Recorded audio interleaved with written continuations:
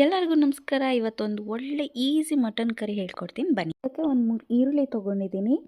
ಹಾಗೆ 10ರಿಂದ 20 ಬೆಳ್ಳುಳ್ಳಿ, ಸ್ವಲ್ಪ ಶುಂಠಿ, ಕೊತ್ತಂಬರಿ ಸೊಪ್ಪು, ಹಾಗೆ ಚಕ್ಕೆ, ಲವಂಗ, ಕಾಳುಮೆಣಸು ಒಟ್ಟಿಗೆ ಇಟ್ಕೊಂಡಿದ್ದೀನಿ. ಹಾಗೆ ಸ್ವಲ್ಪ ಕೊಬ್ಬರಿ ತುರಿ ತೊಗೊಂಡಿದ್ದೀನಿ. ಒಂದು ಪಾನ್ಗೆ ಎಣ್ಣೆ ಹಾಕ್ಕೋಬೇಕು. ನಿಮ್ಗೆ ಎಷ್ಟು ಬೇಕು ಎಷ್ಟು ಕ್ವಾಂಟಿಟಿ ಹಾಕ್ಕೊಳ್ಳಿ. ಅದಕ್ಕೆ ಶುಂಠಿ ಹಾಕ್ಕೊತಿದ್ದೀನಿ.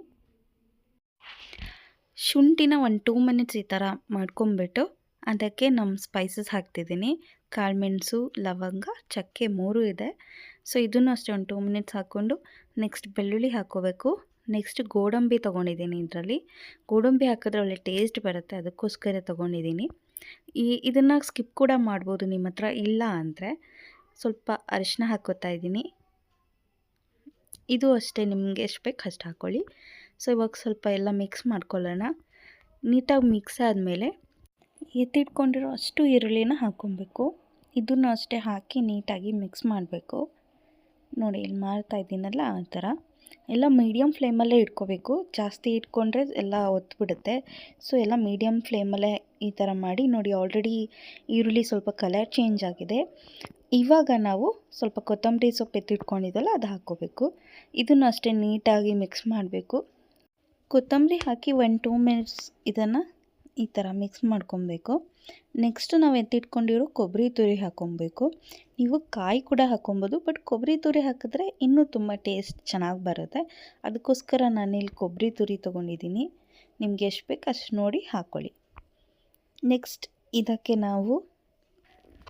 1 ಸ್ಪೂನ್ ಖಾರ ಪುಡಿ ಹಾಕ್ಕೊತಿದ್ದೀನಿ. ಹಾಗೆ 1 ಸ್ಪೂನ್ ಧನಿಯಾ ಪೌಡರ್ ಹಾಕ್ಕೊತಾ ಇದ್ದೀನಿ. ಹಾಕ್ಬಿಟ್ಟು ಲೋ ಫ್ಲೇಮಲ್ಲಿ ಇಟ್ಕೊಂಡು ಮಿಕ್ಸ್ ಮಾಡಬೇಕು.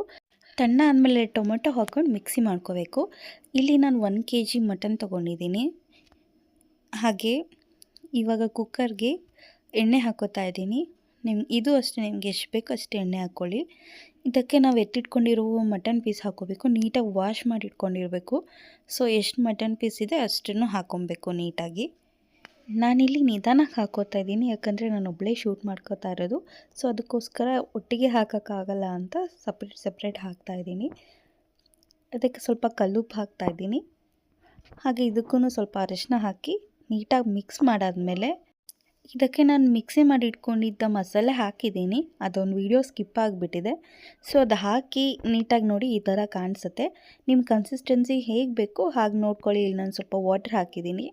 ಸೊ ಇದು ಆಗಿದೆ. ಇವಾಗ ಇದಕ್ಕೆ ನಾನು ಇನ್ನೊಂದು ಸ್ವಲ್ಪ ಖಾರ ಬೇಕನ್ನಿಸ್ತು. ಅದಕ್ಕೋಸ್ಕರ 1 ಸ್ಪೂನ್ ಖಾರ ಪುಡಿ ಹಾಕಿ ಮಿಕ್ಸ್ ಮಾಡ್ತಾಯಿದ್ದೀನಿ. ಮಿಕ್ಸ್ ಮಾಡಾದಮೇಲೆ ಇದನ್ನು ನೀಟಾಗಿ ವಿಷಲ್ ಹಾಕಿಸ್ಬೇಕು. ವಿಷಲ್ ಹಾಕ್ಸಿದ್ರೆ ನಮ್ಮ ಮಟನ್ ಕರಿ ರೆಡಿ. ಇದನ್ನು ನಾವು ಚಪಾತಿ, ಮುದ್ದೆ, ಅನ್ನ ಯಾವುದಕ್ಕಾದ್ರೂ ಮಿಕ್ಸ್ ಮಾಡ್ಕೊಂಡು ತಿನ್ಬೋದು. ನಾನಿಲ್ಲಿ ಮುದ್ದೆ ತೊಗೊಂಡಿದ್ದೀನಿ. 1-2 ಪೀಸ್ ಹಾಕ್ಕೊಂಡು ತಿಂತಾಯಿದ್ರೆ ಸೂಪರಾಗಿರುತ್ತೆ. ರೆಸಿಪಿ ಇಷ್ಟ ಆಗಿದ್ರೆ ಟ್ರೈ ಮಾಡಿ, ಲೈಕ್ ಮಾಡಿ, ಶೇರ್ ಮಾಡಿ, ಹಾಗೆ ಕಮೆಂಟ್ ಮಾಡಿ, ಹಾಗೆ ಸಬ್ಸ್ಕ್ರೈಬ್ ಮಾಡೋದನ್ನು ಮರಿಬೇಡಿ.